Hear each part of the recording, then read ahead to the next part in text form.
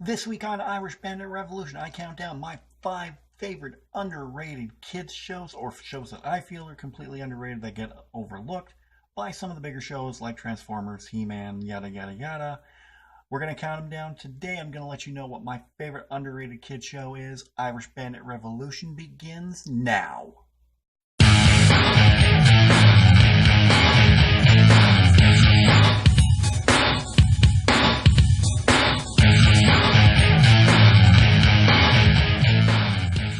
Welcome back to another edition of Irish Bandit Revolution. I hope everyone is having a great week. I, as always, am your host, the one, the only, the second Irish Bandit. This week on Irish Bandit Revolution, we're going to be looking at my 5 favorite underrated kids shows. These shows may not be as well known as some of the bigger shows like, say, Transformers or He-Man and the Masters of the Universe or The Real Ghostbusters or shows along that line, anything that Disney produced. But these ones hold a special place in my heart as being some of the best shows that really didn't get the attention they deserved, like I said. So we're going to kick it off with number 5. And the funny thing is, out of every show on this list, this is the only show that was on a major network. Everything else was in syndication. But this one ran on CBS and only ran for one season, 13 episodes. It was part of what was CBS was billing at the time as the Action Zone, along with shows like Teenage Mutant Ninja Turtles. So it was in a very big shadow when you think about it, because it was, packaged alongside with Teenage Mutant Ninja Turtles. But this one was a fun show. I ranked this one lower at number 5 because I started watching this one in my teen years and not in my childhood. But it was still a great show based on a comic.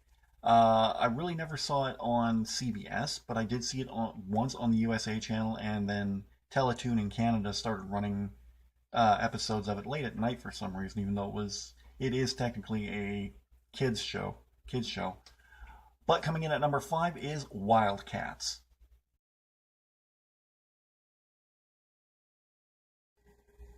Wildcats, or Covert Action Teams, was created by Jim Lee and Brandon Choi based on Jim Lee's comic book. It ran for one season for 13 episodes on CBS from October 1994 until January 21st, 1995. From its wiki page, it says it ran for 13 episodes with a family-friendly storyline, which, sure, it had a family-friendly storyline, but for some reason Teletoon here in Canada ran it late at night with shows like Duckman. I found nothing offensive about Wildcats, but Wildcats, along with Teenage Mutant Ninja Turtles and Skeleton Warriors, was grouped into the Action Zone showcase that used a wraparound animation fly-through pre-credit sequence to bookend the 3 very different programs. The series was canceled around the same time that the Action Zone concept was officially retired, although Teenage Mutant Ninja Turtles retained the Action Zone credit sequence until the end of its run 2 years later. And it says here, Wildcats featured a rock soundtrack and a theme song performed by Sherry Jaycock and Jerry Mosby. Now, I think the Wildcats theme song is probably one of the most iconic theme songs that there is on TV. If you haven't heard it, definitely go check it out. It is one of the best, I'd say. It's very catchy, kind of like Thundercats. Very catchy, hooks you in, and doesn't let you go. But yeah, Wildcats I thought was really good, really underappreciated. For only running 13 episodes, I thought it had a great animation style and some great characters with Spartan, and I think Grifter is probably one of my favorites, who I've seen pop up in quite a few DC properties now. So most recently, I think I saw him in The Dark Knight Returns Part 2, which, well, I've never... Okay, I'm kind of going off topic here. I don't want to say I've never been a big fan of the graphic novel, because I am. I love it. It's one of my favorites. It's just the art style of the original graphic novel that I didn't care for. But I think it blended itself so well for the movie adaptation Dark Knight Returns. And you had some great voices in there. You've had Peter Weller, friggin' RoboCop as Bruce Wayne. So you can't go wrong there.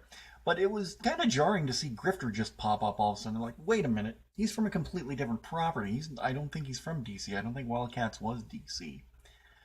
But either way, Wildcats really good. I urge you to check it out if you're a big fan of animation and a big fan of superheroes like I am. I believe it's on iTunes, from what I understand. I will check it out and let you know. Coming in at number 4 is a series that had just a fantastic toy line attached to it. Most of these, let's be honest, most of these were like 30-minute commercials for their toy line, with the exception of Wildcats. I don't even remember there being a toy line for Wildcats. But if we're gonna be serious here for a moment, wasn't all cartoons growing up just 30-minute long commercials for their toy line? This one definitely was. I think this was one of the best. It ran for 2 seasons in syndication. Like I said, had a great toy line attached to it. We're talking about Mask.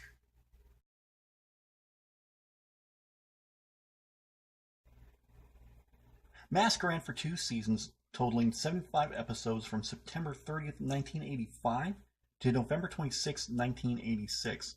I can see where the kind of confusion there, because for cartoons it was a little different for how seasons ran, but it was also produced by Deke Entertainment and Kenner, who produced the toy line, and was distributed by LBS Communications. MASK is an acronym for Mobile Armored Strike Command, spelled with a K, and is a special task force featuring an array of characters led by Matt Tracker, with transforming vehicles engaged in the ongoing battle against the criminal organization Venom, an acronym for Vicious Evil Network of Mayhem. You gotta love the 80s for some of the things that they came up with at that time. It had an emphasis on superpowered masks worn by characters on the show. Venom's primary goal was obtaining money through robbery and extortion. Very evil. They were also sometimes involved in other crimes such as counterfeiting and kidnapping. The organization often engaged in ruthless hunts for historical treasure. Venom also occasionally worked as a force of mercenaries for hire. So, like I was saying earlier, Mask was basically just a 30-minute cartoon commercial for the toy line, and the toy line was just fantastic. The show was really good itself, but the toy line was just something else. You had vehicles that transformed into other vehicles. How could you go wrong there? You had little action figures that had masks you put over their head and that controlled the vehicles. And you had like Matt Tracker's car. He had a really nice car that turned into a jet plane. You had one of my favorites. It was like a little green motorbike that turned into a singular man helicopter. Or you had a Chevy Coupe de Ville that transformed into a tank, like 6-wheeled tank with battering ram or gun or something on it. Or you had a Jeep that turned into a boat. You popped it open and out flew the boat. It was a great, great toy line. Like, I can say this about just about these next 4 entries. They were a great toy line. But Mask itself as a series, let's not harp on the toy line. Mask itself as a series was just a fun series. You had Matt Tracker, you had his son, and you had Venom. I think the lead villain was Miles Mayhem, I believe was his name. If I'm wrong, let me know in the comment section down below. But Mask, great show, and one that I really, really enjoyed. Again, one I only saw a few episodes of, but was still very fun to watch, and just an overall great series. Coming in at number 3, let me just check my notes because I just had a brain fart here. Coming in at number 3 on my... okay, yes. I don't know why I forgot this one because I actually enjoyed this one that I've watched as of late. This was produced by Filmation Animation, the same company that gave us such classic shows as He-Man and She-Ra and Ghostbusters, the original Ghostbusters. Not the real Ghostbusters, the original Ghostbusters. I could do a separate episode about that itself. But this one ran for 1 season and comprised of 65 episodes, and it's one that I watched. Like, when I saw a DVD set for it, I'm going to talk about this in a bit, I was like, oh, I wonder if that's as bad as I remember it. And it was the complete opposite.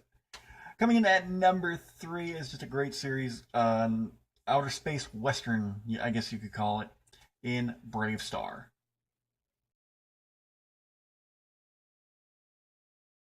Brave Star ran for one season and comprised of 65 episodes running from September 14th, 1987 to February 24th, 1998.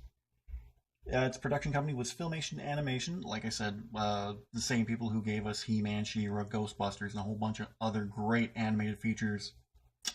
Their live action shows, not so much, but their animated features were just top notch.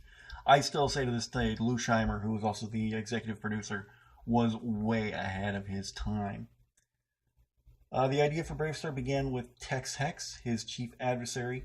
Tex Hex was created by Filmation staff artists in 1984 during the development of Filmation's Ghostbusters. Again, not to be confused with the real Ghostbusters or the movie Ghostbusters, this was something completely different. Lou Scheimer found the character fascinating and pulled Tex Hex from the Ghostbusters cast. He asked Arthur Nadell, Filmation's Vice President of Creative Affairs, and art director John Grost, to develop a science fiction western around the character. As the concepts took shape, staff writer Bob Forward fleshed out the writer's guide and eventually co-wrote the feature film script for Brave Star: The Legend with writer Steve Hayes. Now, I was totally unaware that there was a Brave Star feature-length film.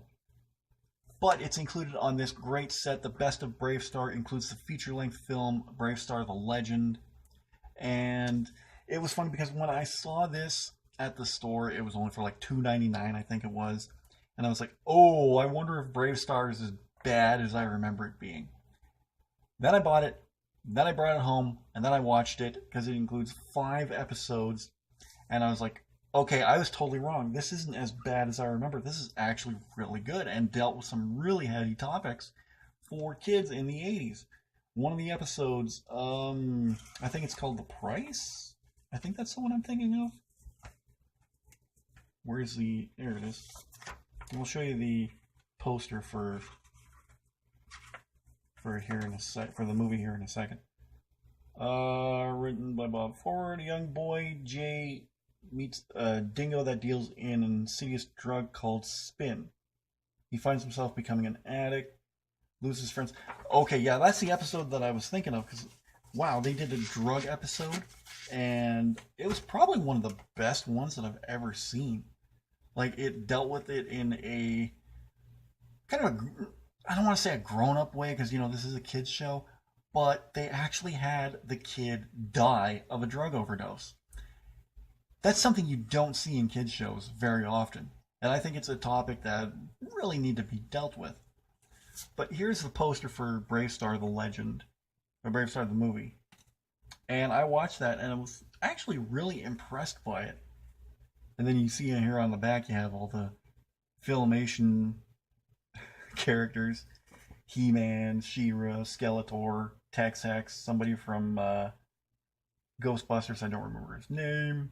The gorilla from Ghostbusters.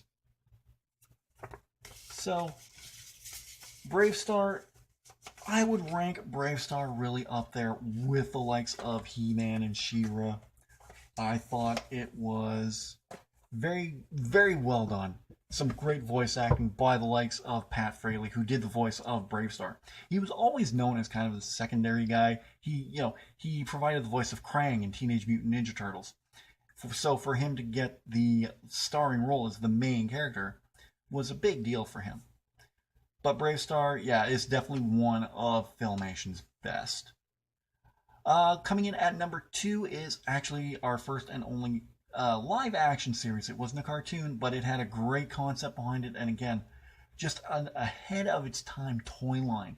I'm going to get into that in a second, but this one really captivated me as a child, and I'm still kicking myself in the rear end for passing up getting the entire series when I saw it a few years ago, because now I think it's out of print, which really, really sucks.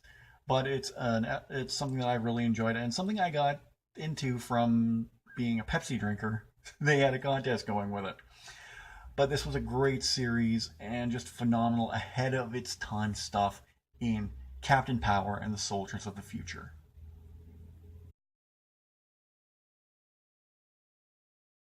Captain Power and the Soldiers of the Future was created by Gary Goddard and Tony Christopher. It ran for 22 episodes, one season, and included 3 cartoons and a compilation TV movie. Ran for 22 minutes each, and was released from September 1st, 1987 to March 27th, 1988. The storyline was set on Earth in the 22nd century following the Metal Wars, a cybernetic revolt that resulted in subjugation of the human race by intelligent machines. Captain Jonathan Power and a small group of guerrilla fighters called the Soldiers of the Future opposed the machine forces that dominate Earth. Each episode began with the following introduction plus a recap of the storyline. Power on! Actor Timothy Dunnigan, outfitted in his character's full regalia, one of the power suits of exoskeleton armor that Robert Short Productions artifact for the cast, turned to the camera and delivered this line. Earth, 2147.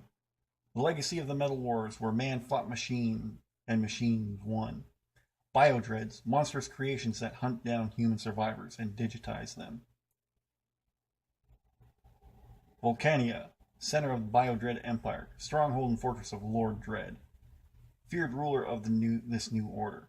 But from the fires of the Metal Wars arose a breed of warrior, born and trained to bring down Lord Dread and his Biodread Empire. They were mankind's last hope. Their leader, Jonathan Power, master of the incredible power suits, which transformed each soldier into a one-man attack force. Major Matthew Hawk Masterson. Fighter in the skies, Lieutenant Michael Tank Ellis. Sven Ole Thorson, that's a great name. Ground Assault Unit. Sergeant Robert Scout Baker, Espionage and Communications. Corporal Jennifer Pilot Chase, Tactical Systems Expert. My eyes don't want to work today. Together they form the most powerful fighting force in Earth's history. Their creed, to protect all life. Their promise, to end Lord Dread's rule. Their name, Captain Power and the Soldiers of the Future. This show really engrossed me as a child because, I was all into the sci-fi. My dad was a huge Star Trek fan. So from that, I was into Star Trek and Star Wars. Even though Dad wasn't so much into Star Wars, he was more into Star Trek. But I loved them both. There's nothing saying you cannot love both. All right? Let me just say that right now. You can love Star Wars and you can love Star Trek. You don't have to pick. All right? So there you go. Anyway. But Captain Power and the Soldiers of the Future was just this is one of those shows where you just turn your brain off for a while and just enjoy it. And it had such a revolutionary toy line attached to it. Because not only did you have the action figures, but you had, the ships that, they fought in. But they had light technology where you could aim it at the screen while the show was going on and interact with the show itself, and the toy kept score. Anytime you'd get hit with a laser, or anytime you hit something with a laser. It even had a bunch of VHS games. Yeah, VHS games, not DVDs, but yeah, I'm an old fogey. Oh my god. Okay, I'm going a bit way off topic here, not a bit, but I had a friend last night on her Twitch stream say, "Oh, I'm 28, I'm so old." I'm turning 39 years old in June. If you're old, then I'm ancient, all right? I remember this stuff. But Captain Power was just... what more can I say about it, It just engrossed me, and I absolutely loved it, and I got into it from Pepsi because they were running a promotion where this is how old I am. Again, you look under the cap and you pried the liner out and you had to spell something like power and you could win a prize pack from Pepsi and Captain Power. So I was all about that. I wanted to get that prize pack, but I never did. But Captain Power is definitely one you should definitely look up if you're into cheesy old sci-fi like I am. Okay, no honorable mentions this time around, so there won't be an Irish Bandit Extra this week. So we're just going to get right into it. Now, my number one all-time favorite underrated kid show. This show was my life. Let's just say. I had a bunch of action figures from this. I'm pretty sure if I didn't have one of the VHS tapes, I think my parents rented it for me and we just copied it. Oops. Oopsie. But I know for sure I had one of the comic books growing up. I was that much of a fan of this series. Still am to this very day. I think this is great. This came around the same time as shows like Thundercats, and this show was actually eclipsed by Thundercats, but I think this show was better. In my own opinion, I think this show was better than Thundercats. We're talking about my number one favorite underrated kids show, that being Silverhawks.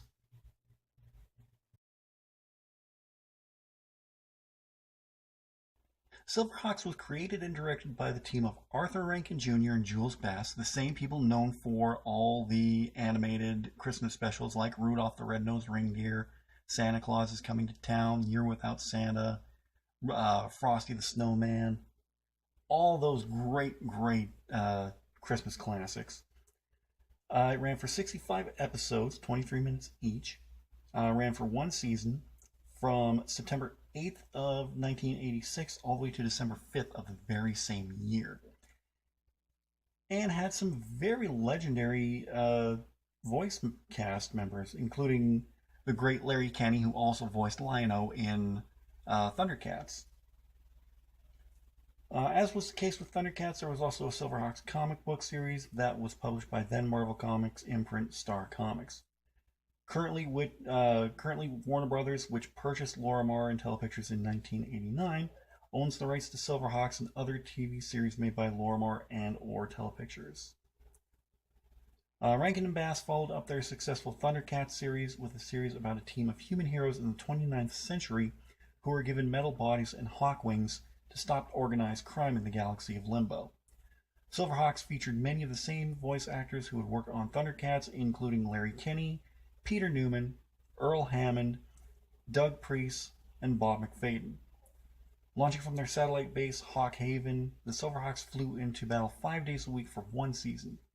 The series was so closely associated with Thundercats, sharing the same production company, the same style of storylines, and virtually the same voice cast. Monstar, the main villain, had a voice similar to that of Mumra, the main villain of Thundercats, who was also voiced by Earl Hammond.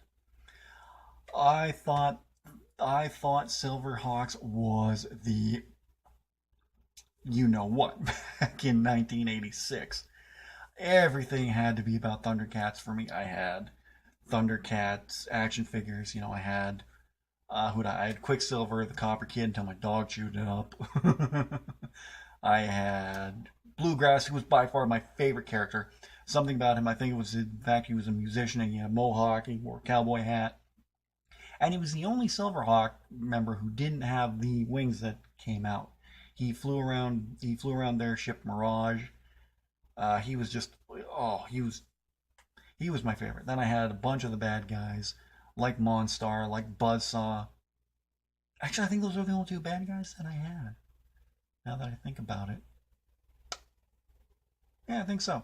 But still, the toy line was fantastic. Okay, in this day and age of ultra articulation, these had very little in the way of articulation. The head could move. You press the legs together and wings would pop out. They had attachments they all had bird attachments. Like Quicksilver had Tallyhawk. I don't remember the name of the Copper Kid's bird, but it was a whistle. Bluegrass's bird, Hot Licks, turned from a guitar to a bird, and you could put it on his back and you could launch it off his back as a weapon. And Monstar had a bat that would hang off of his arm, which looked really, really neat. This, cybernetic looking bat thing. But also in addition to that, videos and comic books and sticker books. Oh, I had to have the Silverhawks sticker book. I had to have the Silverhawks puzzle. Everything for me was about Silverhawks. This was one of my favorite things until the next big thing came along, which was I think Ninja Turtles a year later. And then everything was about Ninja Turtles to me. So you see how quickly I went from thing to things in the 80s. But, now that I'm in my 30s, it's like I appreciate these things more. But Silverhawks was just incredibly fun, didn't last as long as it should have, and just kind of faded away. And like I said, Kenner had a great toy line for them, but everything just kind of faded away after a while. And the next big thing came around, and everyone was about that. And looking back at the history of Kenner, if you want to watch a really great documentary, watch The Toys That Made Us on Netflix. Especially when they're talking about the Star Wars toys, which was produced by Kenner, and they kind of go in the history of Kenner. Watching that and watching them walk around the old Kenner offices kind of choked me up a little bit, made me a little emotional, because Kenner did bring out some very fantastic toys back in the 80s. So there you have it. Those are my 5 favorite underrated kids shows. I hope you guys enjoyed it. If you did, don't forget to give this episode a big thumbs up. I'd really appreciate that. What are some of your favorite underrated kids shows? Let me know in the comments section down below. Don't forget to share this video anywhere you can on any social media outlet including Facebook and Twitter. I almost said YouTube for some reason. I don't know why. Be sure to click the link in the description down below to head to my store on Redbubble, where you can pick up all your Irish Bandit Revolution merchandise. My brain is just going, I'm dealing with something else here. I'll pick up all your Irish Bandit Revolution merchandise at my Redbubble shop. We have t-shirts, we have leggings, we have coffee mugs, we have travel mugs, we have stickers, we have cell phone cases for iPhone and Samsung. Those are only 2 apparently. I don't know why. I've gotten, I filmed this on my old LG that I kind of retired, and used my iPhone for a backing light. But hey, I got an iPhone. But either way. But yes, make sure to visit the Redbubble shop for all your Irish Bandit merchandise. Over my shoulder right here, you're going to see a link to last week's episode where we're ranking all 8 seasons of That 70s Show. Go back, take a look at that. It was a really great episode, fun time revisiting one of my favorite sitcoms of all time. Don't forget, if you're new here, to subscribe, and if you're already subscribed, tap that bell and you'll be notified whenever I upload anything new or whenever I go live. YouTube has been kind of sketchy lately. Sometimes videos won't hit sub boxes, and sometimes you won't get notified of a new video until hours later.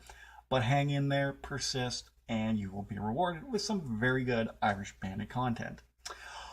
Okay, next week starts Mighty Marvel Month. If you have not seen the trailer, I'm going to link to that at the end of the video during the credits. You can go watch the trailer for that. Next week, we kick everything off with a tribute to the man who made Marvel possible, that being Stan the Man Lee. And then we're just going to go from there. We've got a complete retrospective of every X-Men movie under that umbrella, from X-Men all the way to X-Men Apocalypse, including all the Wolverine movies, including Deadpool. We're going to talk about Deadpool 2. We're going to talk about X-Men Dark Phoenix.